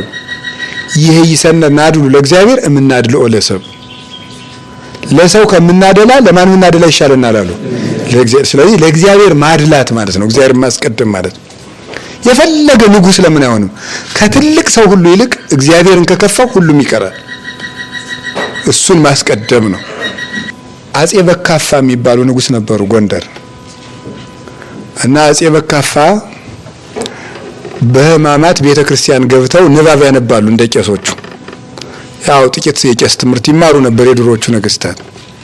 ሲያነቡ ንባብ ትንሽ መጣል ጀመሩ። ሲጥሉ ሊቃውንቱ ሁሉ አረ ንጉሱንም አንመልሳቸው ብሎ ጭጭ ንጉስ ናቸው ነው። ተሜ ምን ሐሳብ የለውም የሚያዝ ነገር የለም። ተሜ ላጥ አደረገው በዚያው ነው ማለት ነው። መለሳቸው። ከዚያ በኋላ ዝበል አተ ንጉሱን ነው ብሎ ሁሉም ያሁሉ ሊቃውንት ተንጫጫ። እሳቸው ንባቡን ጨረሱና ንጉስ ይሄ ልጅ መቀጣት አለበት፣ አገሪቱን አዋረዳት አሉ። እሳቸው ምን አልመሰላችሁ? እናንተ አድርባዮች፣ እናንተ ቅቤ አንጓቾች ጌታችሁ ያስተማራችሁ ይሄንን ነው ወይ? በሐዋርያት ሥራ መጽሐፍ ለሰው ከምናደላ ለእግዚአብሔር ብናደላ ይሻላል ብለው የእናንተ መሪዎች ሐዋርያት አላስተማሯችሁም ወይ ብሎ ያን ተማሪ አጼ በካፋ ሸልመው ቀለብ ሰፍረው ትምህርትን በደንብ አድርገህ ተማር ብለው ሰደዱት ይባላል። እነዚያን ግን በደንብ አድርገው አዋረዳቸው። ሊያልፍ ነው። ንጉሥ እኮ ነገ ይሞታል። ኢሳይያስን እንደነገረው እግዚአብሔር የምታፍረው ንጉሥ ሞተ፣ የማታፍረኝን የግር በመንግስት ያለው እንዳለው ማለት ነው። ከአድርባይነት ይልቅ እግዚአብሔርን ማክበር አድርባይ ዘመን ለወለደው ንጉሥ ለወደደው አድርባይ አለመሆን ከእግዚአብሔር ይልቅ የተሾሙ ሰዎችን አለማቀርመጥ ለእውነት ማደር እግዚአብሔርን ማስቀደም ይባላል። ማንን ማስቀደም? ንገሩኝ እንጂ። አዎ ከጥቅም ይልቅ እግዚአብሔርን ማስቀደም። ሰማዕታት ምንድነው? ቂርቆስ እሸልምሃለሁ የኔ ልጅ አለው ያለው ንጉሱ። እኔ እሾምሃለሁ፣ ጥሩ ልብስ እገዛልሃለሁ፣ ወርቅ አለብሳለሁ አለ። አንተ ሀፍረትን የተመላ እኔ ጌታ ኢየሱስ ክርስቶስን መርጫለሁ፣ አንተና ገንዘብ ከጣዖታት ጋር ትጠፋላችሁ ነው ያለው። መምረጥ አያችሁት? ይሄ ሕፃን ልጅ ከወርቅ ልብስ ይልቅ በክርስቶስ ፊት አመድ መሆንን መርጦ ነው እሳት የገባ ከእናቱ ጋር። አዎ እግዚአብሔርን መምረጥ። ሁሉም ሰማዕታት እግዚአብሔርን ያስቀደሙ ናቸው። ለቅዱስ ጊዮርጊስ ሴት ቀርቦለታል፣ ስልጣን ቀርቦለታል፣ ወርቅ ተሰፍሮ ቀርቦለታል። ለቅዱስ መርቆሬዎስ እንዲሁ የጦር አለቃ ትሆናለህ ተብሏል፣ ትሾማለህ፣ የመንግስቴን እኩሌታ እሰጣለሁ ተብሏል። ለሁሉም ቀርቦላቸዋል። እግዚአብሔርን መረጡ። እግዚአብሔርን መረጡ። ከሹመቱ ከሽልማቱ ይልቅ ከእግዚአብሔር ጋር መሞት፣ ከእግዚአብሔር ጋር መሞት የሚያስገድል እንኳን ከሆነ እሱን ነው የምንመርጠው አሉ። ሰለስቱ ደቂቅ ያሉትም ይሄንን ነው። የማትሰግዱ ከሆነ በዚህ እሳት ውስጥ ጥላችኋለሁ ሲላቸው እንዴ ሀሎ አምላክነ ዘፈጠረኪያ ከወኪያነህ ውቱ ይክል አድኅኖተነ እሱኛ ሊያድን ይቻለዋል። ነገር ግን ባያድነን ራሱ ግን አንሰግድም። በእኛ መሞት እግዚአብሔር ክብሩ የሚገለጥ ከሆነ ሞት ይሻለናል አሉ ማለት ነው። ሞት ይሻለናል እንጂ ለአንተ ጣዖት አንሰግድም፣ እምንመርጠው እግዚአብሔርን ነው ብለው ከሹመቱ ከሽልማቱ ይልቅ እግዚአብሔርን መረጡ። አሁን ከቃሉ ጋር ናችሁ። እግዚአብሔር ከሁላችን ጋር ይሁን። በነገር ሁሉ መሃል እግዚአብሔር እንድናስቀድም እግዚአብሔር ይርዳን። ከመብላታችን በፊት አባታችን ሆይ የምንለው ከምግብ ማን ይቀድማል ነው? እግዚአብሔር ይቀድማል ነው። ከሁሉም ነገር እግዚአብሔር ነው የሚቀድመው።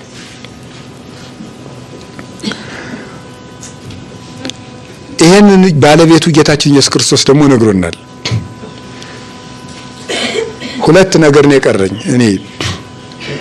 ሌላኛው በምድር ከምናገኛቸው ነገሮች ሁሉ እግዚአብሔርን መምረጥ ነው።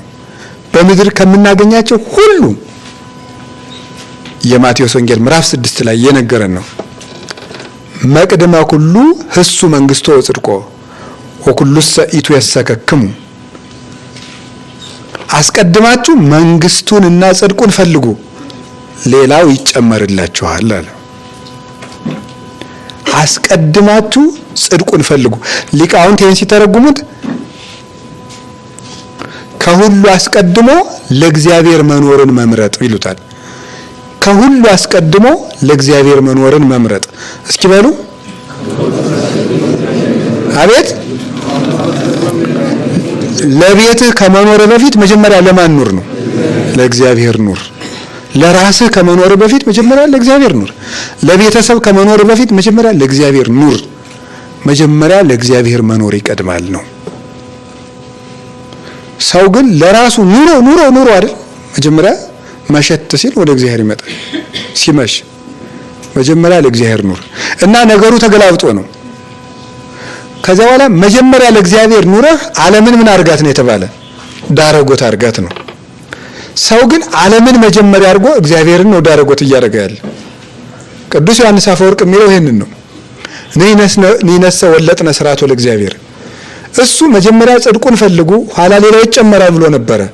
እኛ ግን ነገሩን ሁሉ አገላበጥ ነው። የመጨረሻውን መጀመሪያ አደረግ ነው። የመጀመሪያውን መጨረሻ አደረግ ነው። ወበእንተዝ ኢንረክባ ለዛቲ ወይለን ታክቲ። ስለዚህ በዚህ ዓለምም አይሳካልን በዚያኛው ዓለምም አይሳካልን አለ። ለምን? አገላብጠነዋልና ነው። አገላብጠነዋልና መጀመሪያ ጽድቁን ፈልጉና ሌላውን ልጨምራችሁ ቢል ጭማሪውን መጀመሪያ ስላደረግነው ዋናውን ነገርም ሁሉንም እናጣዋለን አለ። አንድ ሰው ሳያገባ መውለድ ይችላል? እንዴት ነው? ምን የሚሉት ነገር ነው? ዛፍ ሳይተክል ፍሬ ይለቅማል ሰው? አይሆንም። የተገላበጠ ነገር ነው። መጀመሪያውና መጨረሻው ተገላብጧል። አንድ ሰው መሰረት ሳይጥል ጣራ ይሰራል እንዴ? አይሆንም። በፍጹም ሊሆን አይችልም። ያልወለደው ልጅ ሰው ይድረዋል? በምንና በምን? እናት ወልዳን የምታጠባ አጥብታን የምትወልድ ንገሩኝ እንጂ ይሄ ነገር እኮ እንደዚህ ነው። ቅደም ተከተሉ ሲበላሽ ሁሉም ነው የሚጠፋ። ስለዚህ መጀመሪያ ወደ እግዚአብሔር ና። እስኪ የሆነች ንግድ ነገር ጀምሬያለሁ ተፍ ብዬ አንደኛዬን እዚያው ዋለ ልቆርብ እያሰብኩ ነው ይላል። ምን ተንተፋትፈ ትቀራለህ? መጀመሪያ ለእግዚአብሔር ና። ይኸው እንደሱ እኮ ነው የሚለው እግዚአብሔር። መጀመሪያ እግዚአብሔርን ያዝ፣ ኋላ ወደ ንግዱ ሂድ። መጀመሪያ እግዚአብሔርን ይዘህ ሂድ። መጀመሪያ ያነዘ ከሆነ ሁለቱንም ነው የምታጣው። ወይ አንድ ቀን በእሳት ይቃጠልብሃል፣ ወይ አንድ ቀን ሌባ ይዘርፋል፣ ወይ እሳት በላው ትሞታለህ፣ ወይ ለወንበዴ ታስረክባለህ። እንዲያ ከሚሆን መጀመሪያ ወደ እግዚአብሔር ና። ከቃሉ ጋር ናችሁ? እግዚአብሔር ከሁላችን ጋር ይሁን። ስለዚህ መጀመሪያ ምኑን ፈልጉ ነው? አቤት እግዚአብሔርን ፈልጉ ነው። መጀመሪያ ብሯን አይደል? ያውን በቤተ ክህነት ብትሉት በቤተ መንግስትስ መቼስ ድሮስ ምን ሊያደርጉ ያው ነው መቼም። በቤተ ክህነት ብትሉት በምን ብትሉት መጀመሪያ ምንድነው? አሁን ብር ነው። ብር አይጣ ላይ ድረስ እኮ ነው እናንተ። አይጣ ላይ አሁንማ ሀብታሞች ራሱ ሳይኮሎጂያችንን ተረድተው ብራቸውን ፊት እያሳዩን ነው የሚመጡ እንደመታወቂያ እያረጉ ማለት ነው። እኔ የዚህ ድርጅት ባለቤት ነኝ ብሎ ነው የሚጀምር ወሬ ራሱ ሲጀምር አክብረኝ ነው ብሩን ነው መጀመሪያ ያመጣው። እኔ ከአሜሪካ ነው የመጣሁት ምን ማለት ነው? መጀመሪያ መታወቂያ አረጉታ። እኛ እንደዚህ ይሄ እኮ ውርደት እኮ ነው። እኛ እንደዚያ እንደምንፈልግ አጠናን ሰው ማለት ነው። ራሱ ካህናትን መነኮሳትን ሳይቀር ማለት በለዚህ እንደምንም ነው መጀመሪያ እግዚአብሔር ቀርቶ አይጣል እኮ ነው። አሁን ማን የሚመስለኝ ሰው ሳስበው ምክር ራሱ ለመምከር መጀመሪያ ከራስ ጠጉሩ እስከ እግር ጥፍሩ አይቶ ነው የሚመክር የሚመስለኝ ብሎ ማለት ምን አለው ብሎ እስቲ አጣቱ ላይ 3 ወርቅ አለው ይቆን አለው እሺ ምንድን ነበረ ብሎ ምክር የሚጀምር በኋላ ነው አይቶ አጣርቶ ማለት ነው። እሺ መጀመሪያ ሰውን በሰውነቱ እናክብር። ሰውን እንደ ሰውነቱ ሰው ሆኖ እንደመፈጠሩ እግዚአብሔርን እንደመምሰሉ እንደሱ ነው። እና መጀመሪያ ጽድቁን ፈልጉ። አሁን በእኛ ቤትም ቢሆን መጀመሪያ ብር ስለቀደመ ህዝቡም አልገዛም ብሏል። ለካህናት አይገዛም። አባግእኒ ተሐጉላ እመብል በጎችም ሳር አንበላም አሉ። በትርጓሜ ያቀንተው እምተበልኦ በጎችም አንበላም አሉ ብለዋል ሊቃውንቱ። አይ ሳር ያላበላውን ወይ ያላጠጣውን በግ ዝም ብለህ አርጀ ልብላ ትለዋለህ እንዴ? አሁን ለምእመናን የሚለፋላቸው የሚያስብላቸው ጨርሶ የለም። የሚበላቸው ብቻ ነው ያለው። የሚበላቸው የሚያርዳቸው የሚያወራረዳቸው እንጂ የሚያስብላቸው ጨርሶ የለም። ስለዚህ ተነግሮ አይሰሙ። እንዴት ብሎ ይሰሙ? እንዴት ብሎ ይሰማል? ረግሩም የሰማውን እኮ ነው የሚሰማ። ያልሰማውን ማን ይሰማል? እና እንዴው ከገንዘብ እግዚአብሔር ይቅደም። እንዴው እውነቴን ነው። አራ በንስሐ ልጅም እንደዚያው፣ በምንም እንደዚያው፣ በቤተ ክርስቲያንም እንደዚያው። እግዚአብሔር የሚቀድመው መቼ ነው? እግዚአብሔር ብቻ የሚታሰበው ያለ ታርጋ እግዚአብሔር ብቻ የሚታሰበው መቼ ነው? ያለ ሳንቲም ያለ ምን አለው ያለ ምን አላት እግዚአብሔር ብቻ የሚታሰበው እግዚአብሔር ብቻ የሚታየው መቼ ነው? ያለ ተቀጽላ ፍጹም ውርደት ነው ይሄ። የሳንቲም ድቃቂ የልብስ ላቂ ብቻ እየተከተል እግዚአብሔርን ትተን ስንል ክርስቶስ ዓለማት ሁሉ ያጌጡበት ዕንቁ ነው። ድሆች የከበሩበት ወርቅ ነው ክርስቶስ።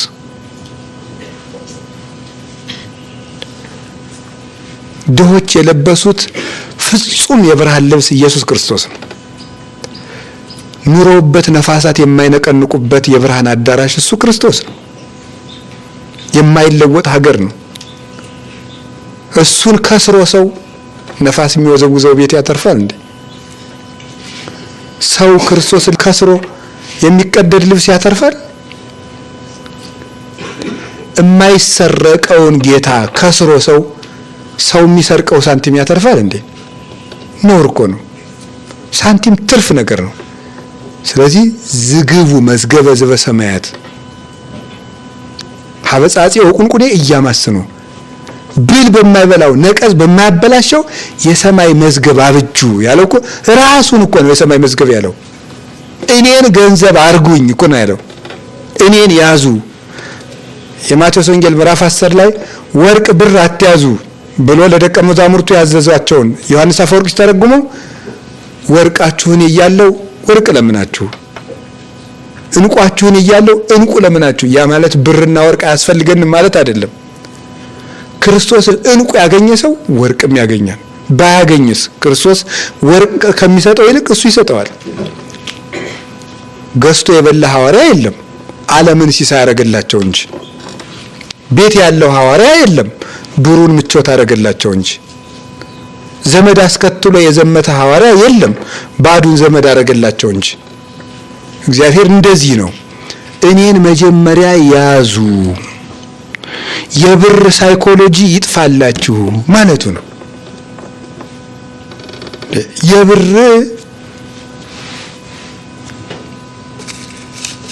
እስቲ አሁን እግዚአብሔር ያሳያችሁ። ደመወዝ ይጨመረን የሚል ቄስ ነው እንጂ አሁን እምነት ይጨመረን የሚል ቄስ አለ? ሐዋርያት ግን ተሰብስበው ጌታን ምንድነው ያሉት? ጌታ ሆይ እስቲ በሉ ምን ጨምርልን ያሉት? እምነት ጨምርልን ያሉት። እምነት ጨምርልኝ ብሎ የሚጸልይ የለም። ብር ይጨመረኝ የሚል ግን ሞልቷል። እምነት ቢኖር እኮ ምንም ነገር ሁሉ የኛ ነው እኮ። እምነት ካለ ሰማይና ምድር የኛ ነው። እምነት ካለ እግዚአብሔርን ማስቀደም ማለት ይሄ ነው። አባግእኒ ተሐጉላ እመብል በጎችም ሳር አንበላም አሉ። በትርጓሜ አቀንተው እምተበልኦ በጎችም አንበላም አሉ ብለዋል ሊቃውንቱ። ሳር ያላበላውን ውሃ ያላጠጣውን በግ ዝም ብለህ አርጀ ልብላ ትለዋለህ እንዴ? አሁን ለምእመናን የሚለፋላቸው የሚያስብላቸው ጨርሶ የለም። የሚበላቸው ብቻ ነው ያለው። የሚበላቸው የሚያርዳቸው የሚያወራረዳቸው እንጂ የሚያስብላቸው ጨርሶ የለም። ስለዚህ ተነግሮ አይሰሙ። እንዴት ብሎ ይሰሙ? እንዴት ብሎ ይሰማል? ረጉሩም የሰማውን እኮ ነው የሚሰማ። ያልሰማውን ማን ይሰማል? እና እንዲሁ ከገንዘብ እግዚአብሔር ይቅደም። እንዲሁ እውነቴን ነው። ኧረ በንስሐ ልጅም እንደዚያው፣ በምንም እንደዚያው፣ በቤተ ክርስቲያንም እንደዚያው። በእግዚአብሔር የሚቀድመው መቼ ነው? እግዚአብሔር ብቻ የሚታሰበው ያለ ታርጋ እግዚአብሔር ብቻ የሚታሰበው መቼ ነው? ያለ ሳንቲም ያለ ምን አለው ያለ ምን አላት እግዚአብሔር ብቻ የሚታሰበው እግዚአብሔር ብቻ የሚታየው መቼ ነው? ያለ ተቀጽላ ፍጹም ውርደት ነው ይሄ። የሳንቲም ድቃቂ የልብስ ላቂ ብቻ እየተከተል እግዚአብሔርን ትተን ስንል ክርስቶስ ዓለማት ሁሉ ያጌጡበት እንቁ ነው። ድሆች የከበሩበት ወርቅ ነው ክርስቶስ።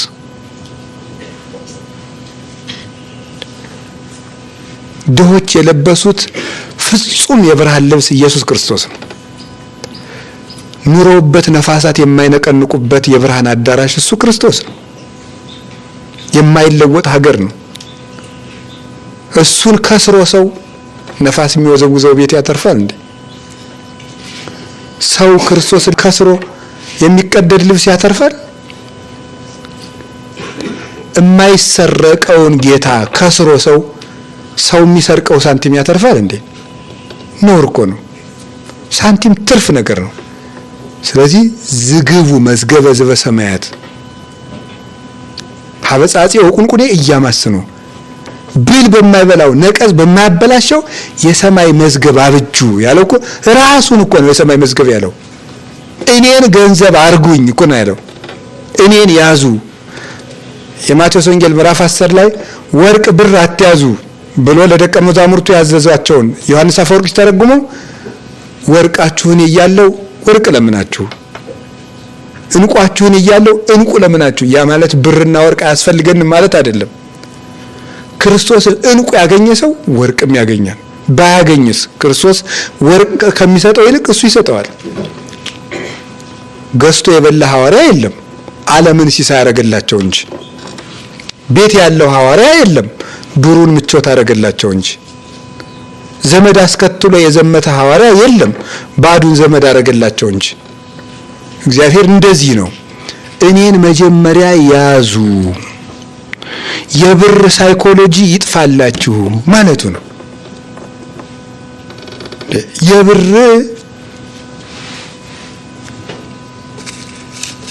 እስቲ አሁን እግዚአብሔር ያሳያችሁ ደመወዝ ይጨመረን የሚል ቄስ ነው እንጂ አሁን እምነት ይጨመረን የሚል ቄስ አለ? ሐዋርያት ግን ተሰብስበው ጌታ ምንድን ነው ያሉት? ጌታ ሆይ እስቲ በሉ ምን ጨምርልን ነው ያሉት? እምነት ጨምርልን ነው ያሉት። እምነት ጨምርልኝ ብሎ የሚጸልይ የለም። ብር ይጨመረኝ የሚል ግን ሞልቷል። እምነት ቢኖር እኮ ምንም ነገር ሁሉ የኛ ነው እኮ። እምነት ካለ ሰማይና ምድር የኛ ነው። እምነት ካለ እግዚአብሔርን ማስቀደም ማለት ይሄ ነው አጭሩ። የመጨረሻው ግን ከኛ ፈቃድ ይልቅ የእግዚአብሔርን ፈቃድ ማስቀደም ወይ መቀበል ነው። ጥዑም ውእቱ መሪር ዘተፈቅዶ አንተ እምነጸቃው ዘፈቅዶ አነ አረጋዊ መንፈሳዊ ነው ያለው። ጌታ ሆይ እኔ ከምወደው የማር ወለላ ይልቅ አንተ የምትወደው እሬት ይሻላል። እኔ ከምወደው የማር ወለላ ይልቅ አንተ የምትወደው እሬት ይሻላል ይላል አረጋዊ መንፈሳዊ መጽሐፈ መነኮሳት ላይ። እኛ ከምንወደው ያማረ ነገር እግዚአብሔር የመረጠልን መራራ ነገር ይሻላል። ሲታይ በዓይናችን ፊት የኛ ነው መልካም፣ በእግዚአብሔር ፊት ግን የእግዚአብሔር ያላማረው ነገር ነው መልካም። በሳሙኤል ፊት ኤልያብ ያማረ ነው፣ በዳዊት ፊት በእግዚአብሔር ፊት ግን ዳዊት ነው ያማረ የተናቀው። ሳሙኤል የናቀውን እግዚአብሔር አከበረ። የሳሙኤል ዓይኖች የማያዩትን የእግዚአብሔር ዓይኖች ያያሉና፣ ስለዚህ እኛ ካከበርነው ይልቅ እግዚአብሔር ያከበረው ይሻላል። እኛ ከመረጥነው ርስት እግዚአብሔር የመረጠው ስደት ይሻላል፣ የታወቀ ነው። እኛ ከምንመርጠው ሕይወት መኖር እግዚአብሔር የሚመርጠው ሞት ይሻላል። ለምሳሌ ለዮሴፍ የሚሻለው በእስራኤል መኖር ነው በግብጽ መኖር ነው? ንገሩኝ እንጂ እንደ እግዚአብሔር ምረጡ እንጂ። በግብጽ ነው። ግብጽ ባይሄድ የግብጽ ንጉሥ ይሆናል እንዴ? አይሆንም። ስለዚህ ሰውኛውን አሁን ይሄ ትንሽ ልጅ ባልተሰደደ ከእናት አባቱ ጋር በኖረ ነበር የምንል። እግዚአብሔርኛውን ካሰብን ግን እንኳን ተሰደደ ባይሰደድ አይሾምም ነበርና፣ ስለዚህ ለዮሴፍ እኛ ከምናውቀው ነፃነት ይልቅ እግዚአብሔር የሚያውቀው እስራት ይሻለዋል። በእግዚአብሔር መታሰሩ የተሻለ ነው፣ ከብሮ የወጣ ከእስር ቤቱ ነውና። እግዚአብሔርን ማስቀደም ማለት የኛን ፈቃድ ጨርሶ ትቶ ለእግዚአብሔር ፈቃድ መገዛት ነው። የእግዚአብሔር ፈቃድ ግን እሬት ሊሆን ይችላል፣ እስራት ሊሆን ይችላል፣ ድብደባ ሊሆን ይችላል፣ ግረፋት ሊሆን ይችላል፣ ሞት ሊሆን ይችላል፣ ማጣት ሊሆን ይችላል። በእግዚአብሔር የከበረ ነው። ለምሳሌ እኛ ማንም ባይሰድበን እንወዳለን። እግዚአብሔር ግን መከራ ውስጥ ነው ክብርን ያስቀመጣት። መንግስተ ሰማያት በእርሻ መካከል የተዳፈነች ዕንቁን ትመስላለች ሲል በመከራ ውስጥ ክብር ተዳፍኖ አለ ማለቱ አይደለ? በመከራ ውስጥ ክብር ተዳፍኖ ይገኛል። ውርደት ውስጥ ክብር አለ፣ ማጣት ውስጥ ማግኘት አለ አይደል ያለን? ባርነት ውስጥ ነፃነት አለ እያለን ነበር። ለእግዚአብሔር ፈቃድ መኖር ማለት እግዚአብሔር የኛን ጥያቄ እየመለሰልን መኖር ማለት አይደለም። ምንም ይሁን ምን የእግዚአብሔርን ፈቃድ መቀበል ማለት ነው። ምንም ይሁን ምን እግር መቆረጥ ከሆነ እግዚአብሔር ከፈቀደው ይሁን፣ እሱ ነው። ፈቃድ በሰማይ እንደሆነች እንዲሁም በምድር ትሁን፣ ፈቃድ ይሁን የምንለው እሱ ነው። መራራውም ሆነ ጣፋጩ፣ ስደቱም ሆነ ርስቱ፣ ማጣቱም ሆነ ማግኘቱ፣ መከበሩም ሆነ መዋረዱ፣ አብሮነቱም ሆነ መለያየቱ አንተ የፈቀድከው ይሁን። እኛ ከምንወደው አንድነት እግዚአብሔር የፈቀደው መለያየት ይሻላል። ለምሳሌ 9ኙ ቅዱሳን አክሱም አብረው ቢቀመጡ ሃይማኖት አይሰፋም ነበረ። ስለዚህ እግዚአብሔር ሃይማኖት እንዲስፋፋና ገዳማዊ ሕይወት እንዲስፋፋ 9ኙ ቅዱሳን እንዲለያዩ አደረጋቸው። አንዱ ወደ ደብረ ዳሞ፣ አንዱ ወደ አንዱ ተለያዩ። አባ ጰንጠሌዎን በአክሱም ዙሪያ ቀሩ። አቡነ አረጋዊ ወደ ደብረ ዳሞ ሄዱ። 9ኙን ቅዱሳን ሰውኛውን ስደተኛ ስለሆኑ ባይሆን እንዲደጋገፉ አብረው ቢቆዩ ይሻላል። እግዚአብሔርኛውን ግን መበታተናቸው ነው ጥሩ። ስለዚህ እግዚአብሔር እኛ ከወደድነው አብሮነት እግዚአብሔር ከፈቀደው መለያየታችንም ጥሩ ነው። ዋናው ግን እግዚአብሔር ፈቅዶታል ወይ ነው። የሚመቸን ሳይሆን ቢጎረብጠን እንኳ ቢሆን የእግዚአብሔር ፈቃድ ይሁን።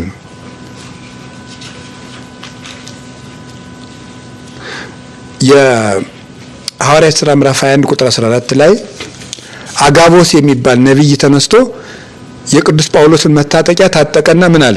የዚህን መታጠቂያ ባለቤት በኢየሩሳሌም ሊገሉት ይፈልጉታል አለው።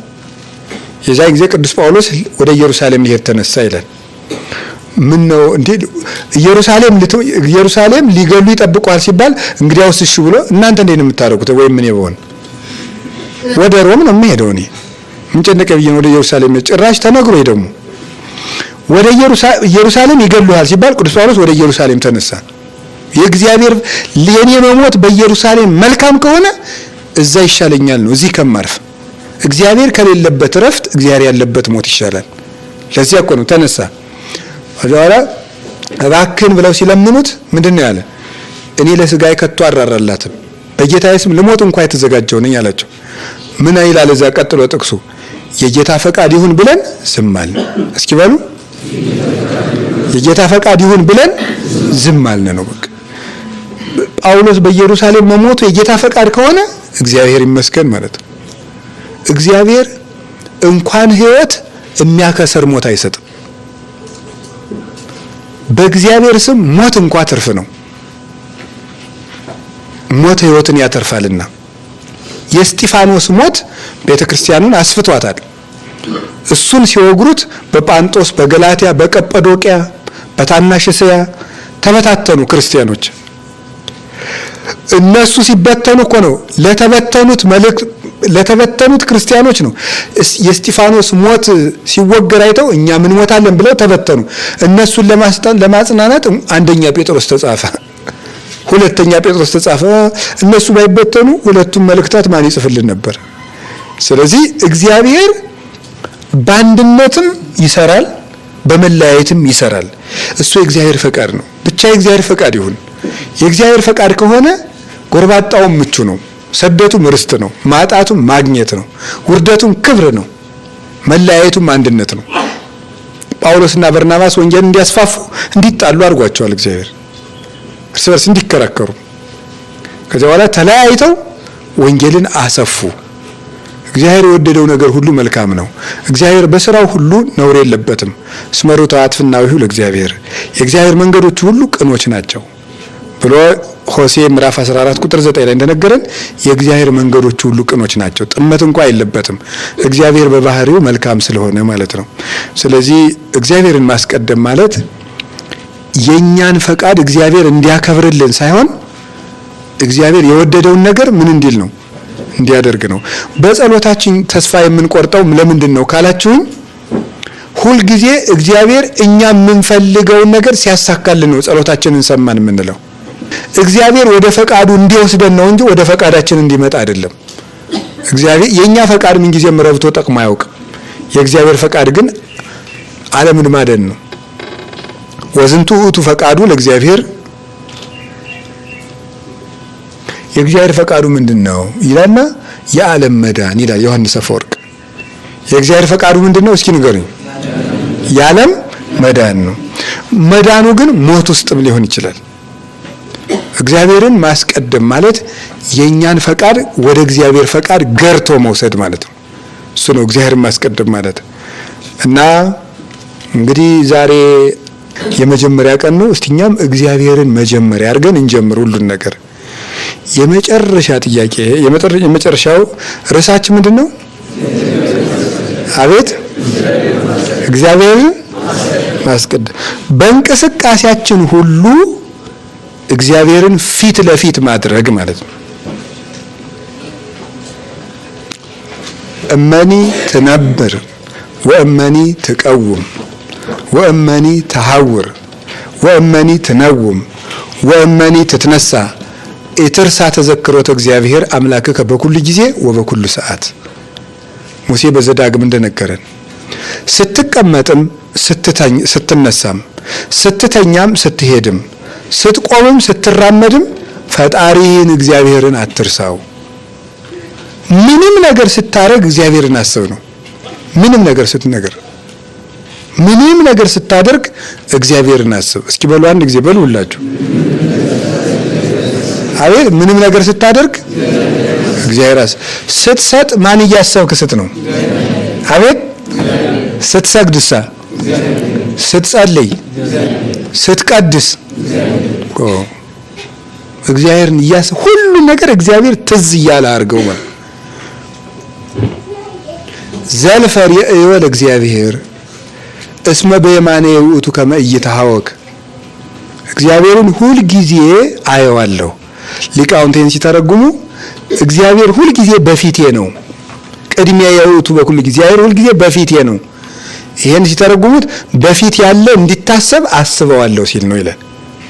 እግዚአብሔር በፊቴ ነው ማለት እግዚአብሔርን ሁል ጊዜ አስበዋለሁ ማለት ነው። እንደዚህ ብናደርግ ጠብ የለ፣ ጭቅጭቅ የለ፣ ንትርክ የለ፣ አድማ የለ፣ ሐሜት የለ፣ ነገር ስራ የለ፣ ምን የለ፣ ስርቆት የለ፣ ውሸት የለ። እግዚአብሔር ፊት ለፊታችን ቢሆን እግዚአብሔርን ሁል ጊዜ ማየት ማለት ነው። እግዚአብሔርን ማስቀደም። ፊት ለፊቱ የሆነ ነገር ይረሳል? አሁን ይሄን እያያችሁ መርሳት ትችላላችሁ? አንረሳም። እግዚአብሔርን ማስቀደም ማለት እግዚአብሔርን ሁል ጊዜ ማየት ማለት ነው።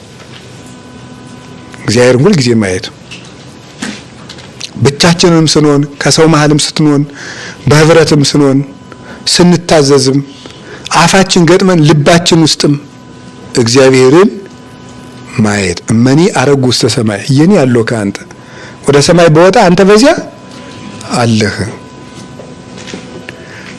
እንደ ንስር ክንፍ አውጥቼ ብበር አንተ በዚህ አለህ። ወደ ጥልቁ በበርም አንተ በዚህ አለህ። ቀኝህ በዚያ ትመራኛለች ይላል ዳዊት። አንተ ከፊትህ ወዴት አይቴ ወይ መንፈስከ ከፊትህ ወዴት እሸሻለሁ ብሎ የተናገረው ነው። እግዚአብሔርን ማስቀደም ማለት ሁል ጊዜ በእግዚአብሔር ፊት ቆሞ መኖር ማለት ነው። ሁል ጊዜ በእግዚአብሔር ፊት መቆም ነው።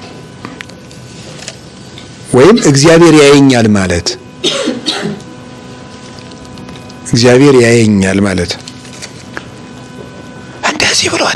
እንደዚህ ብሎ እያልን ነገር ስንሰራ ሰውየው አይሰማንም፣ ግን ማን እየሰማን ነው? ጎበዝ። ለዚህ ጣራ እኮ ፈጣሪ ያለው እውነት አሰጥ። አቤት ለጣራው ሰው ባይኖረው እግዚአብሔር አለው። ለቆምንበት መሬት የሚያይን ሰው ባይኖር እግዚአብሔር አለው። ለምንመክርበት አፍ እግዚአብሔር አለው። ለምንሰማበት ጆሮ ፈጣሪ አለው። ዘተከላሁ ለእዝን እይሰምዕኑ ጆሮን የተከለ አይሰማምን? ዘተከላሁ ለአይን እይሬኑ አይንን የፈጠረ አይን ያያል። ሁሉ ነገሩ የተለካ ነው። በእግዚአብሔር ፊት እንደስጦ የተሰጣ ነው። እግዚአብሔር ያየኛል ብለን ክፉ መምከር እናቁም። እግዚአብሔር ያየኛል ብለን ውሸት እናቁም። እግዚአብሔር ያየኛል ብለን ነገር ስራ እናቁም፣ አድማ እናቁም፣ ተንኮል እናቁም። እግዚአብሔር ያያል። ዲያቆን የሚናገረው አንድ ጥሩ ነገር አለ። ማንም በዚህ በክፋት እንዳይቆም እግዚአብሔር ያያል ይላል። ማን ያያል የሚለው? እግዚአብሔር ያያል። እውነቱን ነው። የሱን ለሱ ነግረዋለሁ። እግዚአብሔር ያያል።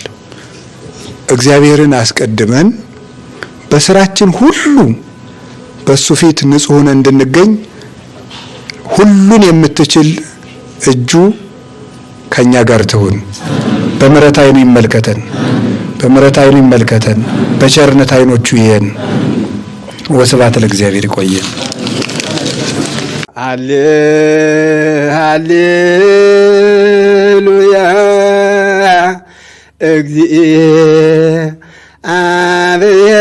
እግዚአብሔር የአብኒ ልሳነ ጥበብህ